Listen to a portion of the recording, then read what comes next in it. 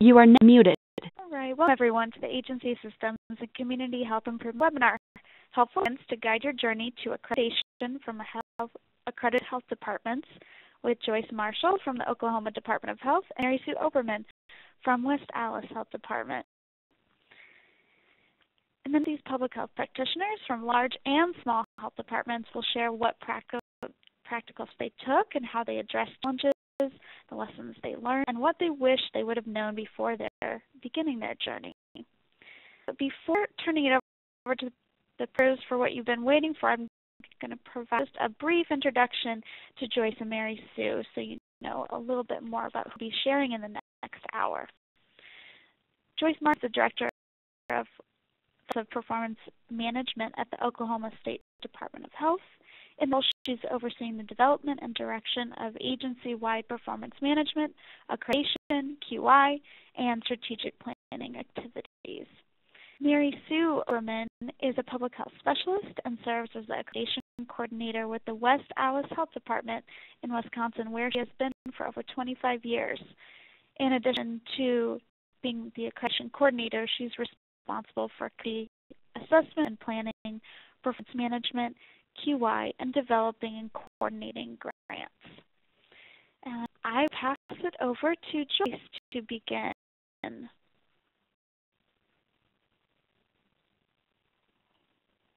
Good afternoon. It's great to be here to speak to everyone today in regard to one of my favorite subjects in relation to accreditation. Today we're going to tell you a little bit about our journeys and give you some helpful hints to guide your journey, some things we wish we would have known going in and will hopefully help you know right from the beginning. So I just want to make sure, can everyone hear me okay, or the slides didn't advance?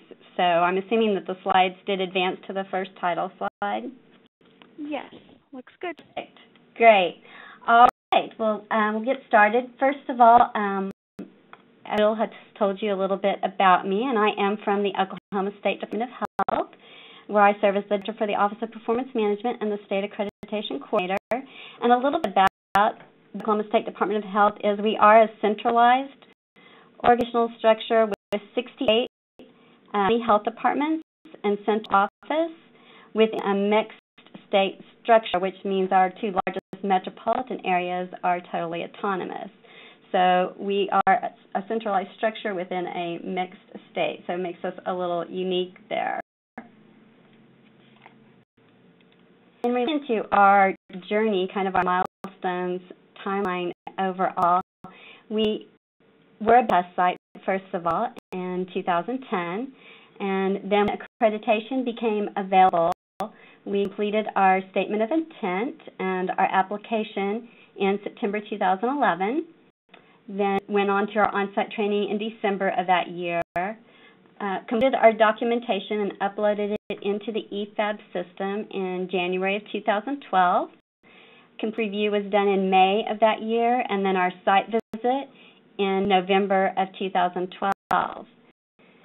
Our visit report then we received in January 2013, and it went before the Accreditation Committee review in February of 2013.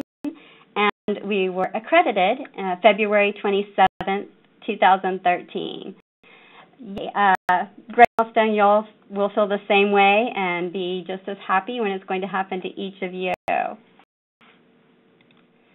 Some key strategies that helped us along the way was, first of all and foremost, leadership commitment at all department levels. This you begin without this, but it is so crucial and so helpful from every aspect to really have that total leadership commitment at your top levels and throughout all levels. And we were very fortunate at the State Department of Health. We had our complete board health support, along with our Commissioner of Health, senior leadership level, all down through. And really, when you have that top support, it kind of sets the tone for the entire organization. So critical to have that from the beginning. With prerequisites, found the most helpful. That first of all, they are required before you can apply for accreditation, and separately, the reason for it is they're very foundational to many aspects of accreditation and documentation that you're going to provide in the other domains. So you really do need to have those to begin with, and it helps it flow better. A core accreditation team and domain leads really helped us in moving forward. It gave us our team was made up of, our core accreditation team was made up of the leadership team and domain leads. And domain leads were subject experts over each domain area. And this really helped us in moving everything forward. I'm going to tell you a little bit more about that later. And making sure the roles were clear. Everyone understood what their role was, play, and what needed to be done, what the expectations were. And have an organizational tracking system in place. Greatly assisted us, as well as state, local, tribal working together. And that's very important. Even though there's separate accreditation for each one of these, it's very important that you all work together and strive towards those efforts to have the best impact for all residents in your area. The requisites, of course, are the Community Health Assessment, the Community Health Improvement Plan, and the Strategic Plan. As I stated, those are really foundational to being able to complete the rest of the domains. They really help frame those. And this very important lesson that we learned going through is the documentation timeframes. I think everyone's aware that if it's not noted otherwise, it's within a 5-year time frame. There's also several other definitions that the Public Health Accreditation Board has set that you really want to make sure that you're aware of, and they're annually, current, biannually, regular, and continuing. They have definitions that may be different than your own definition would be, and you will be held to the FAB definitions. For example, annually is within previous 14 months of documentation submission. Current, you might have your own definition for, is within the previous 24 months of documentation submission. So when you're going through the standards and measures on the different time frames, make sure you pay close attention to how it's referenced, and that if it's noted one of these and current, etc., that you note those time frames and that your documentation is within those. This sample page of the standard and guide, and it was very nicely laid out. This is something that the Public Health Accreditation Board really listened to the feedback from the beta test and have outlined these very nicely. It clearly tells you what its purpose and significance is for the measure, what exact required documentation is, and then in the guidance they really try to lay out very specifically what you need to include to fully meet that measure. So they specifically list out exactly what you need to do and those requirements. For example, for 3.1A, this is in the strategic plan.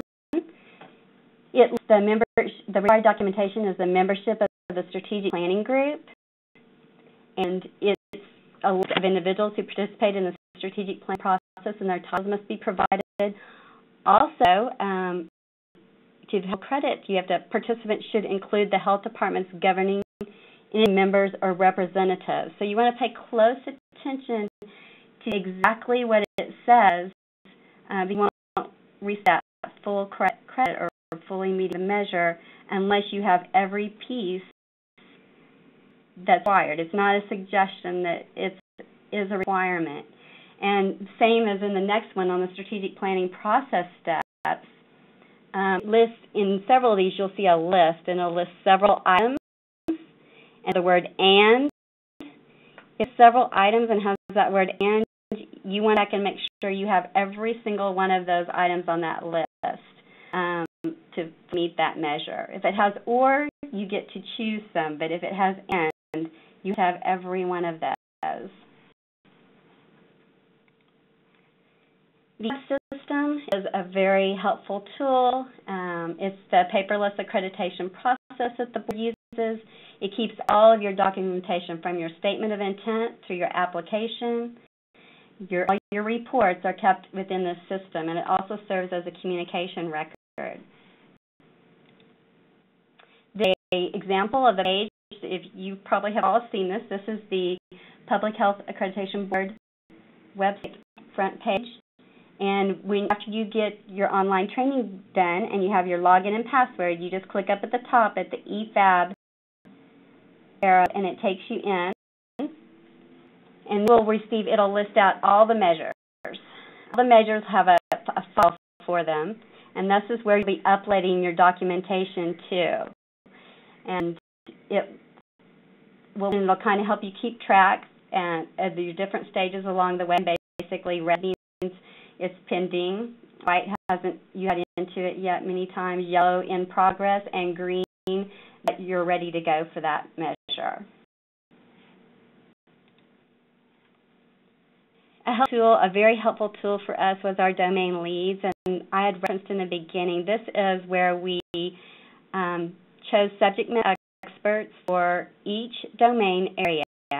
They were structured at the Oklahoma State Department of Health. That matched up pretty well. And after chosen, these were the people, since they were the subject matter experts, that were responsible for determining with their appointed teams the best documentation to meet the measure requirements in that domain. They also served as the key interviewees when the site visitors came out to do the domain interviews, since they served as those experts in that area. And this really helped to streamline the process and ensured that the people that were in charge of these areas were very knowledgeable and had the information to make those decisions.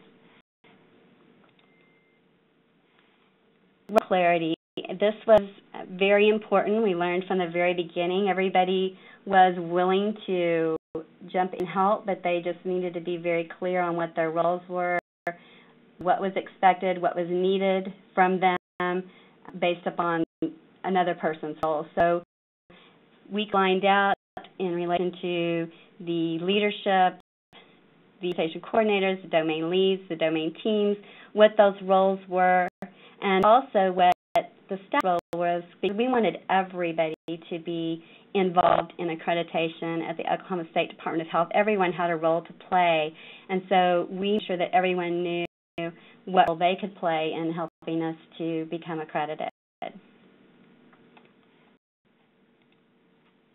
Very helpful tool is an electronic library. You can do this with the system that you currently have. It doesn't usually require any separate purchase. There are programs out there that can assist in this effort, but you can also do it, as we did, just through a shared drive using Windows Explorer. You can also use SharePoint, and basically laying it out exactly as the FAB measures were by domain standard measure, and then filing your documentation in there and begin to gather it and bring it forward for finalization, and keeping it in those file folders until it's ready to upload along with your narratives. And outline it very similar to the FAB framework, and it will match up very well and easily and make your uploading process much simpler. And it's the framework that FAB uses as domain, standard, measure, requirement, and then for the documentation number as far as for your documentation upload. And that would be like, for example, we had a Catch Collaborative QI storyboard to be used for Domain 9, Standard 2, Measure 2, Requirement 1, documentation. It was the third documentation piece. And we filed that as 9.2.2.1.3 and then named it. And really helps you as you're moving forward and you go to upload, it immediately, they're outlined the same way, and you can quickly upload your documents into the EFAB framework. example of how it looks in the EFAB system, and you just upload your documentation right in there under the required documentation level. And the helpful tool is cover sheets or narratives. This tool is optional with FAB, but I would tell you do not consider it optional because this is one of the things that will help you the most and help the site visitors the most as you move forward with the accreditation process, because this is really your opportunity where you can outline exactly how your documentation meets the measure requirements and how it meets it and where they can specifically find the information in the document. So be sure to use the narrative portion in the EFAB system, and this is what it looks like.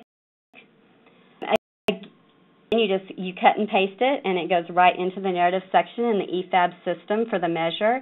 And a lesson learned from Oklahoma, I want to make sure you know about. We tried to make it pretty and nice and professional, and don't worry about any formatting. In fact, it makes your process for uploading very hard. The EFAB system does not like special formatting at all, and really slows down your process and sometimes will keep you from even being able to upload certain items. So with your narratives, just keep them to simple text, and it'll save you a lot of heartache. In relation to also tracking system is very helpful.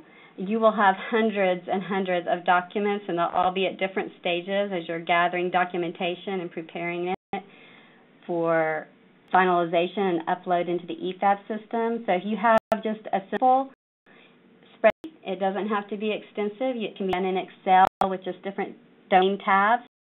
And so who's the lead, what measure is, conformity to the measure, what document you're in, and then just note and color code for different phases as to where you are in the stage. If you're missing any information, what information you still need, that it's ready for upload, when it's been uploaded. That just keeps you keep track of where everything is, and so at a moment's notice, you know exactly where each item is. And also one-page visual, very helpful tool to really tie everything together, how everything fits together within the system. Very helpful to staff and your domain leads, so that exactly where the different pieces tie together.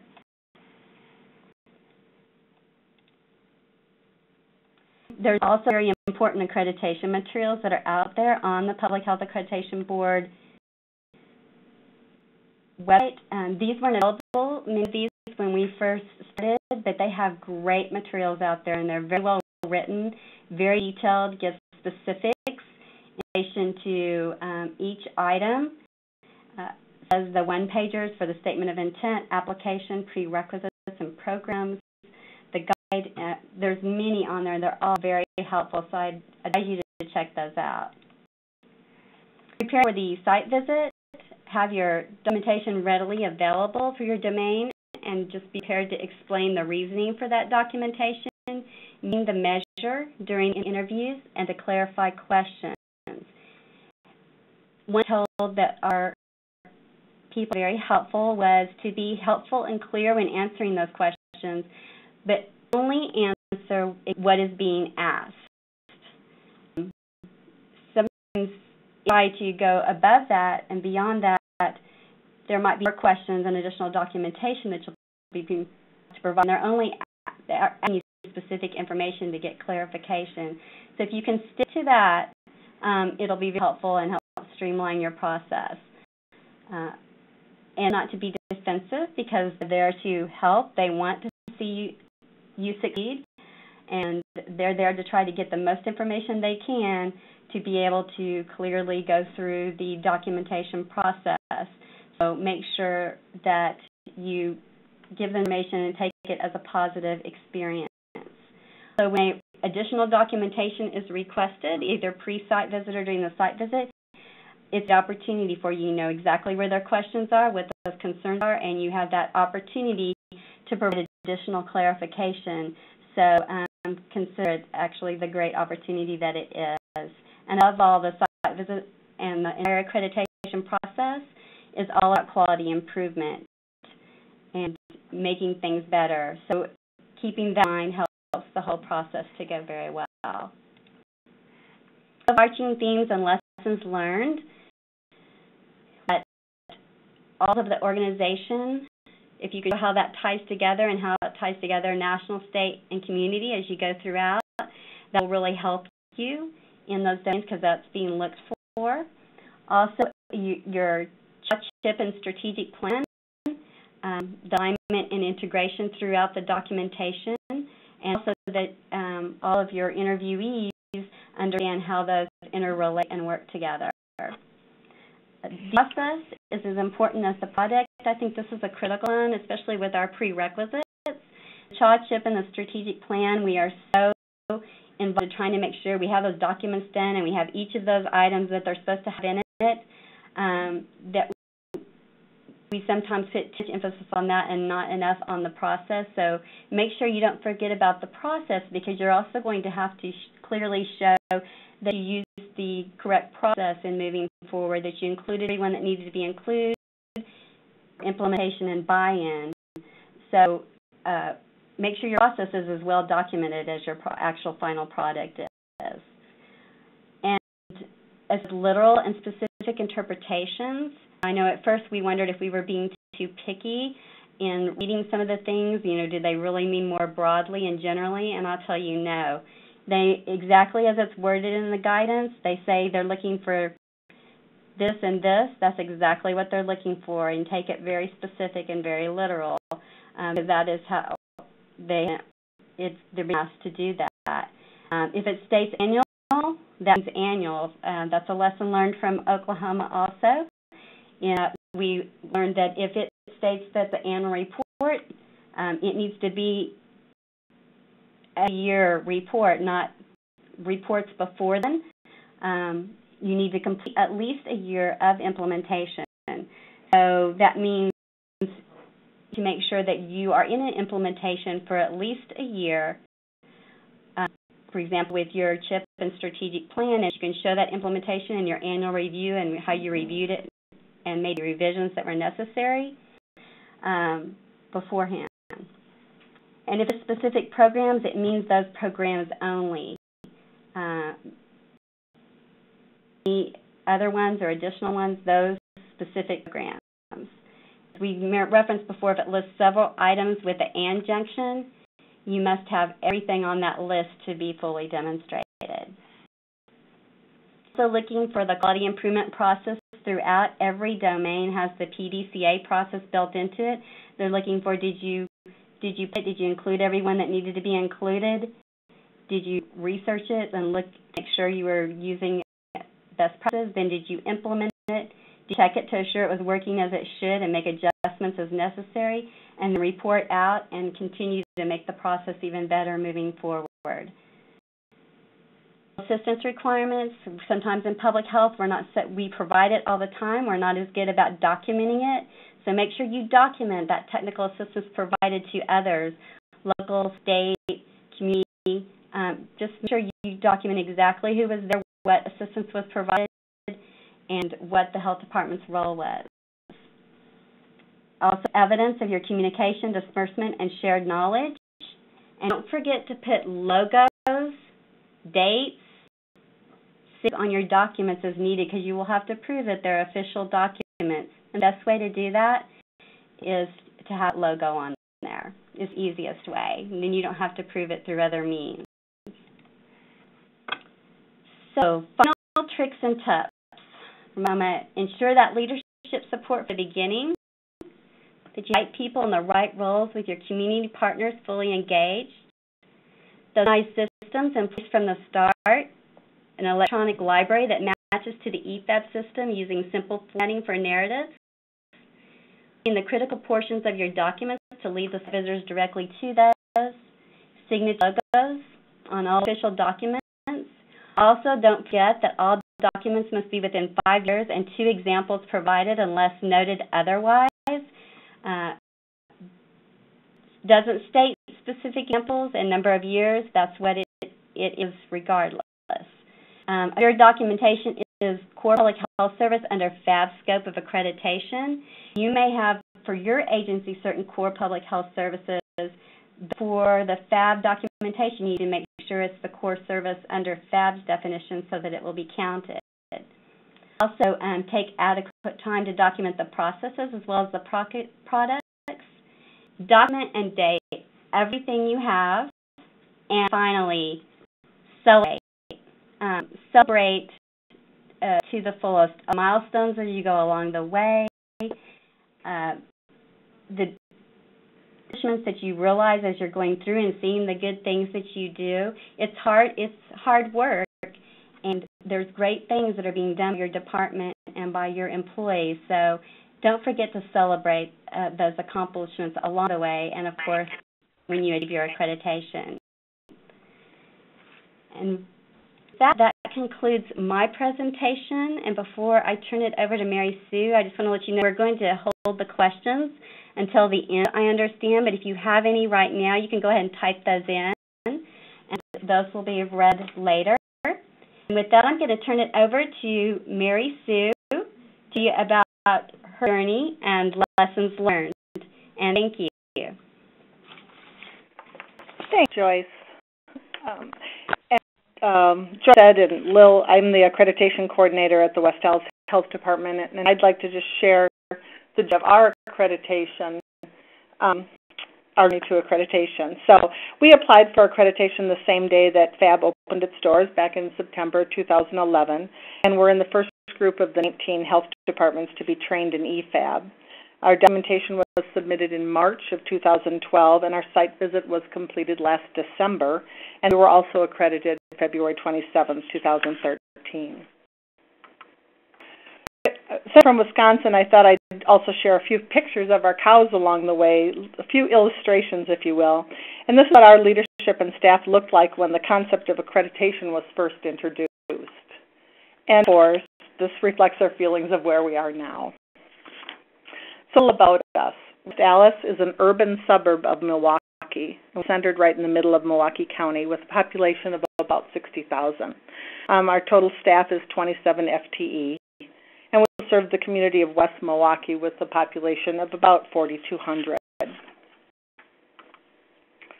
Planning for accreditation back in 2008, we were pilot for several national programs. We did not apply to be a FAB beta test site. Our advice is to just take the bull by the horns. You really just have to dive in and start looking at how you compare to the FAB standards and measures and determine what work still needs to be done. It's important to have a strong core team with representation from all aspects of the health department. You really want to assign an organized accreditation coordinator, someone who's detail-oriented, has good technology skills, and someone who can provide leadership throughout the accreditation process. And you need to gather supplies. We actually had a container of Advil that said for governmental use only, and we brought it to every meeting. You want a comprehensive plan. With that, it's important to just set a goal date for application. If you don't have a goal in mind, it's hard to really set that plan. We use a Gantt chart to lay out a 3-year plan with assignments and timelines. We plan to gather about 40% of our documentation in 2009, 40% in 2010, and finish up in 2011. It's important to be realistic in the timeline as well as be flexible. For us, H1N1 threw a wrench into the plan, so we had a bit more to catch up in 2011. And you have a filing system. The documentation can be a bit overwhelming. For a little health department, there's 12 domains, 32 standards, and 97 measures. As Joyce said, we also set up a system, just to simply set up folders in each domain on our common drive. And then each domain folder contains standards folders, and each standard folder had measures folders, just to keep track of all our documentation. There are tools that can be used. I know several health departments that used Mind Manager, and if you're interested in that, you can find out more about that on the NACCHO website. And you involve staff. Assigning each measure to a person or a group helps break the task into bite-sized pieces and make it doable. And it also builds ownership. And the thing about involving more staff is seeing the blossoming of abilities, being champions of the process. It's important to communicate with the Board of Health throughout the process. We provided education on statutory responsibilities such as city ordinances and state statutes. We had education on the 10 essential services and the contents of the 12 domains. And later on, we concentrated the education on the specific documentation submitted for Domain 12, which is the governance domain. Staff is incredibly important. Staff needs to understand that the work they do links to a domain, and then getting staff involved promotes buy-in for the accreditation process. Accreditation 101 classes in small groups for all staff. And we didn't want to assume what staff knew, so we started with a review of the basics. What does CHIP stand for, and what are the core functions of public health? We built updates and trainings at staff meetings, from verbal quizzes with Snicker bars as rewards to written quizzes with matching definition and open-ended questions. We brainstormed together. For instance, what's the mission of our health department, and not just what's our mission statement, but what do we do, and why are we important? Who are our community partners? What are our strengths? How do we communicate, not only with each other, but with our Board of Health and with our community partners? I typed up the answers from all the groups so we could share everyone's thoughts. And we also shared that with our Board of Health. And, of course, every picture, or in this case, every document, should tell a story. It's important that your documents demonstrate that a system is in place, not just pieces. Documents should address the breadth of the programs offered at your health department. So read the required documentation and guidance closely. And like Joyce said, they're very specific. Refer back to the domain, and then back to the standard, and then back to the measure again, and repeat until you really understand what they're asking and in what context. Many documents, such as emails, need to be submitted as PDF documents. So a scanner and a cute PDF writer are really going to be your best friends. And although narratives are optional, I agree, it's very important to write them. When submitting your documentation, you want to think about whether an outsider would understand the evidence. And we want to make the evidence as easy as possible for the site visitors to understand. We wanted their job to be really easy. Think narratives as talking to the site visitors. Document narrative explains the meaning of the document, and the measure narrative can be used to connect all of the documents together. You want to be really specific regarding which pages or sections of the document you're using as evidence, even highlighting the passages to help the site visitors find them easier. Refrain from using acronyms or abbreviations. You just want to assume the site visitors understand. You really want to make it clear and, again, make it as easy as possible for them. We had an accreditation team, and that accreditation team met regularly to review domains and update policies and discuss documentation. And we charted our progress for the team and for the staff to see. And as Joyce said, you also want to be aware of time frames and be really tuned into what those time frames are and where you are with especially the big three, the assessment, your community health improvement plan, and the strategic plan. Make sure you understand how many number of examples are needed and upload the maximum number. In our case, we always had another one ready to go, just in case we needed it when the site visit came around. Another hint would be to print out the documents after uploading. We did that to double check, just make sure the uploading worked properly. But we also used it in our reviews and of documentation prior to the site visit. So that site visit, which is really the most stressful yet really the most rewarding part of the accreditation process. The purpose of the site visit is to verify, clarify, and amplify. So the visitors will verify by validating the documentation that was submitted to FAB. They're going to clarify by asking questions and allowing for explanations of evidence, and then amplify by asking for additional documentation to supplement what they received prior to the site visit. The site visitors review the domains in concurrent sessions, generally 3 at a time, one session per site visitor. And current sessions were a little bit of a struggle for us as a small health department. So I advise you to really work with your FAB accreditation specialist to develop an agenda that really suits your staff. Of course, the first thing you want to do when you're assigned site visitors is to Google them. Yes, the site visitors' credentials can be intimidating, but it's important to remember that if you're a local health department, you have site visitors who have local public health experience.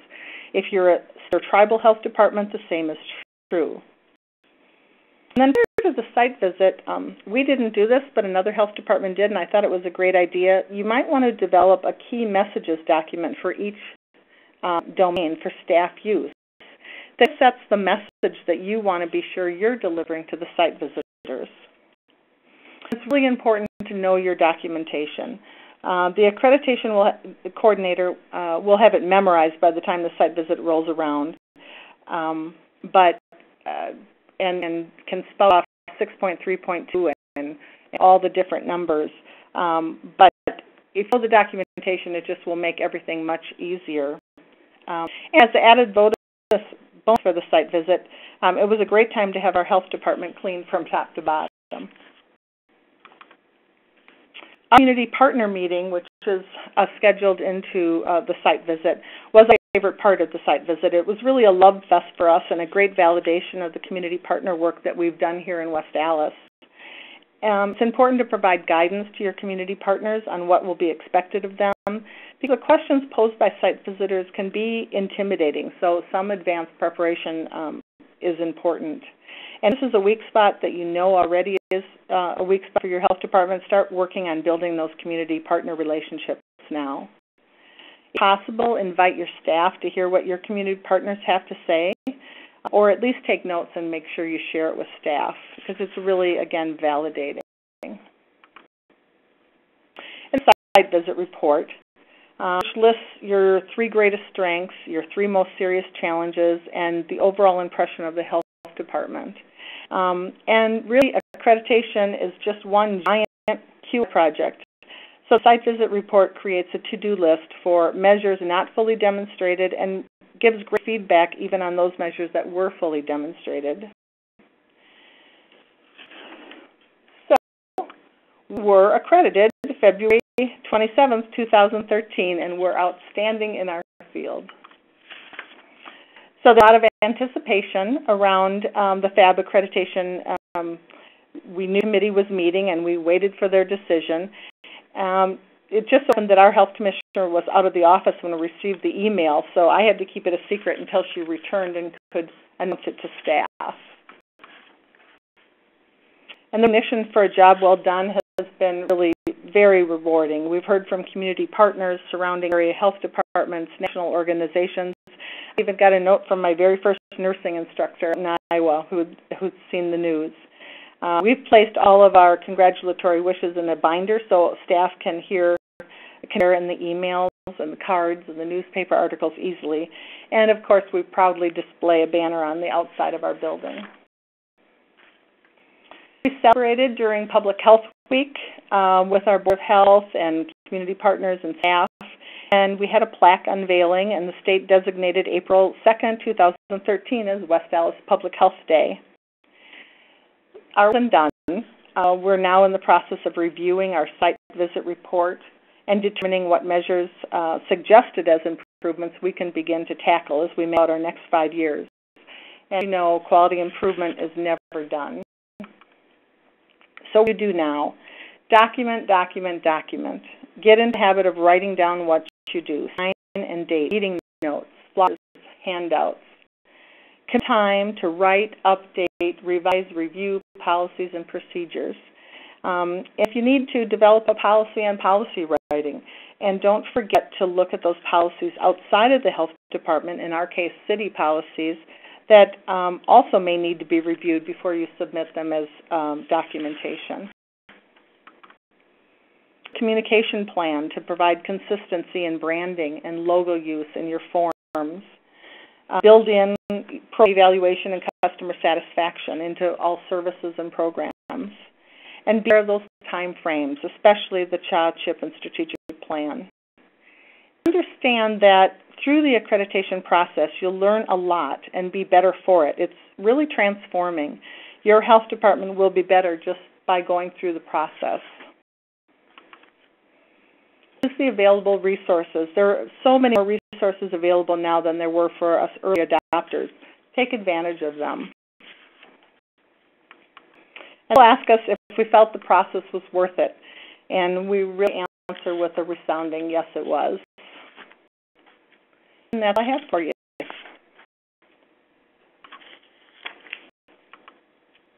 Lil?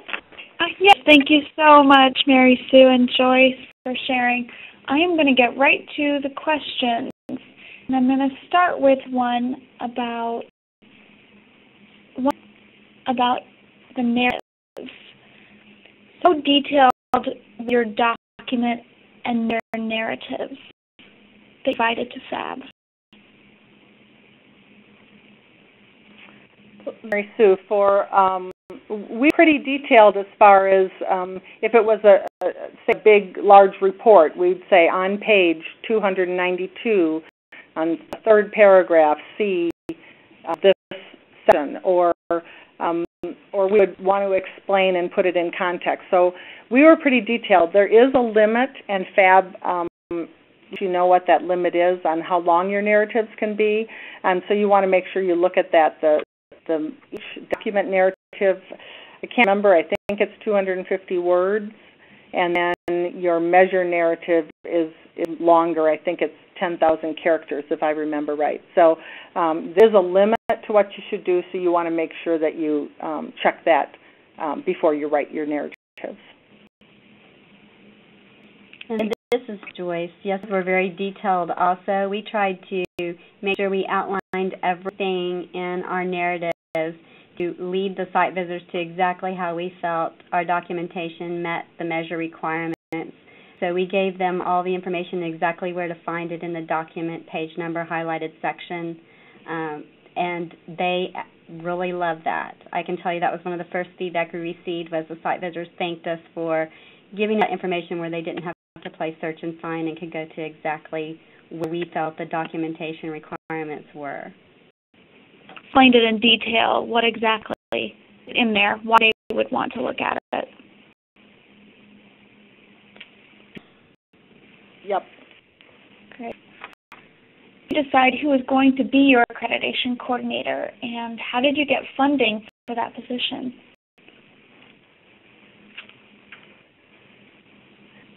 This is Mary Sue. In my case, it was kind of assigned, and I was already here at the health department, and it was really added on duty to what I do every day. So it wasn't an additional job. We'd hire someone for it. We just fit it into what we normally do. We did get a little bit of funding through some state grants that helped, some dollars here and there, but otherwise it was not a new position. Wasn't a new position in Oklahoma either. I was also assigned or volunteered for the position because as director for the Office of Performance Management. We were working towards accreditation before the beta test came up and before the accreditation came up, so we were trying to get ready for that with our quality improvement and performance management activities. So I was also assigned that position, and it fell in with my other duties. Thanks for sharing. Here, I guess how you established the cycle process to complete your child chip and strategic plan, all of which require the engagement of community partners. What model did you use for your child chip?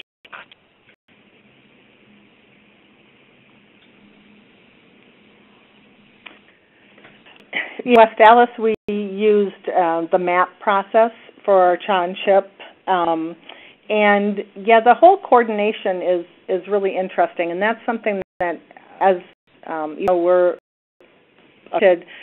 that was something that we still have some concerns about in linking the assessment and our CHIP and our strategic plan together. So in our next round of strategic plan, we're going to certainly incorporate that and have that be a better linkages. But you just have to start somewhere. Some people think that starting with your assessment so that you have all your data, and then you look at for your CHIP. Some people really think the crux of it is the strategic plan. So you really just have to figure it out and make sure that they're linked, because that's really the key, is those linkages. In Oklahoma, for we use the National Public Health Performance Standards, along with a MAP-like process. MAP was really devised for the local, but tried to use a similar process because we liked the MAP process when it was being used in the local. We developed similar for us at the state level. We kind of devised our own based upon the different elements that we felt like needed to be included.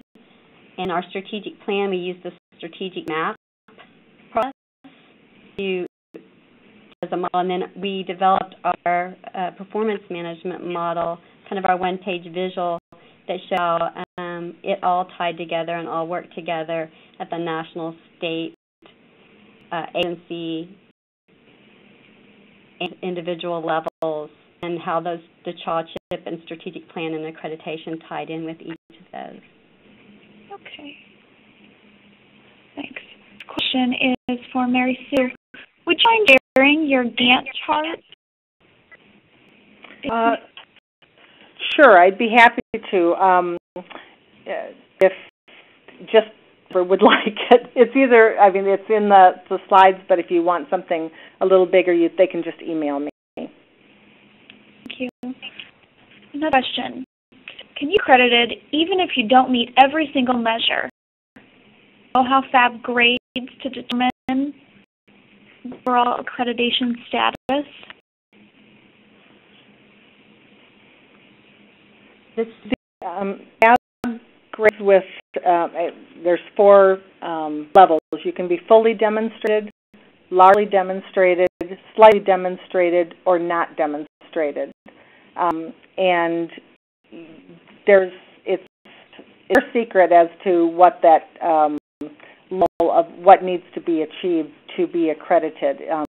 Once the site visitors make that recommendation, the Accreditation Committee for FAB actually reviews it and makes a determination if that meets the standards. I don't think people should necessarily think that everything should be fully demonstrated, because again, this is a quality improvement project really, and there's always something we can improve in. So we did not have every single measure be fully demonstrated, but we certainly showed progress in every single measure. So we didn't have any measure that we even close. We had, but we definitely, had some that we need to work on.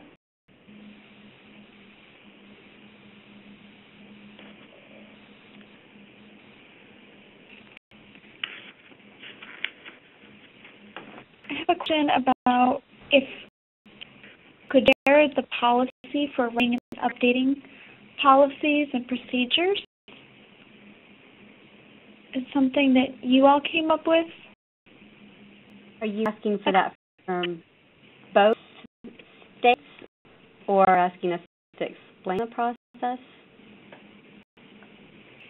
I think, is the document within it? You do have to provide in the policies and procedures how you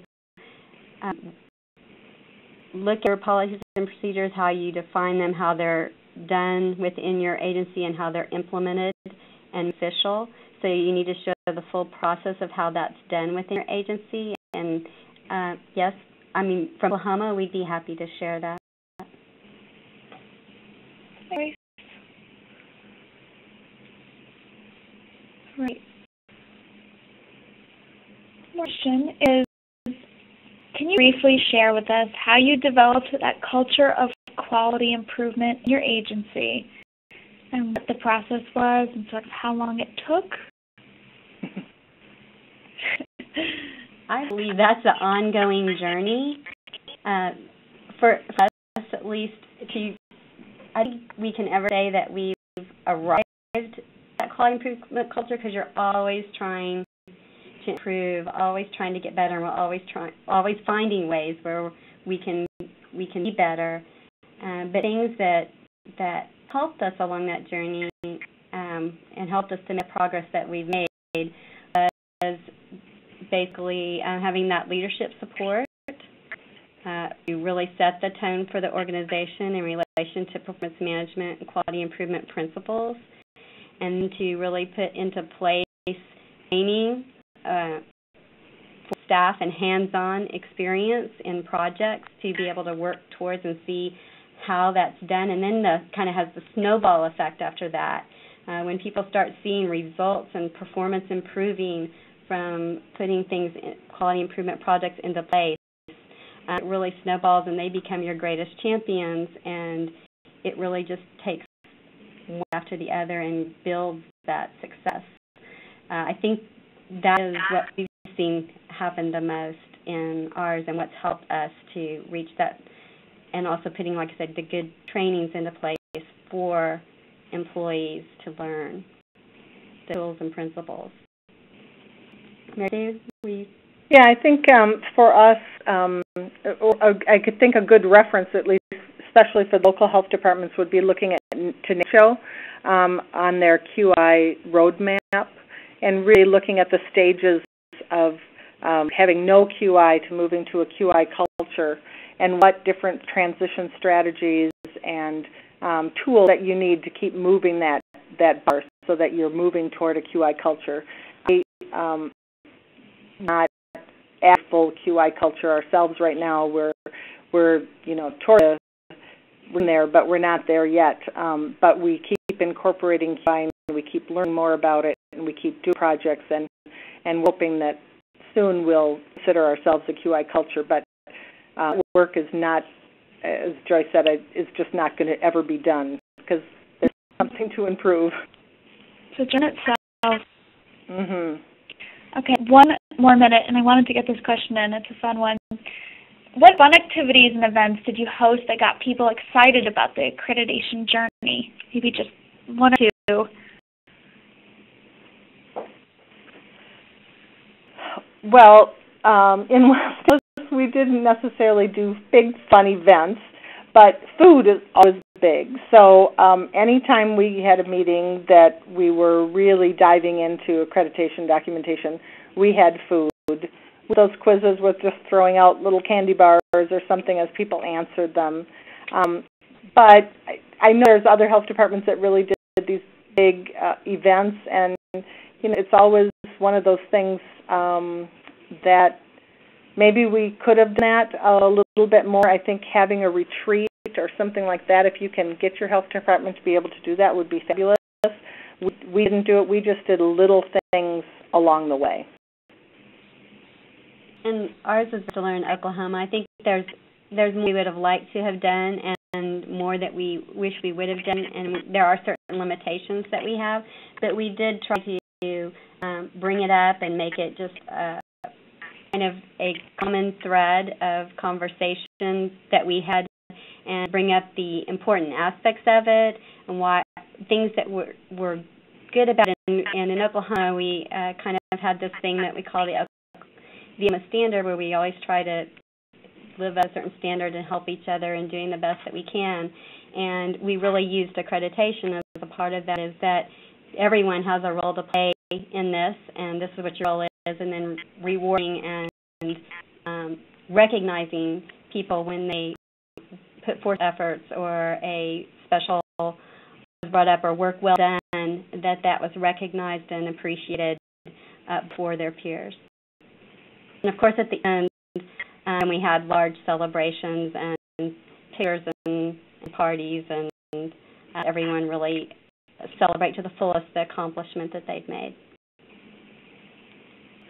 have to close it down now, but thank you both so very much, Joyce Marshall and Mary Sue Oppermann, for sharing your stories and all the details with us. Thank you for being with me and the technological problems that I am going to work on. But thank you again for making it such a fruitful discussion today. Have a great day, everyone. Bye-bye. Thanks.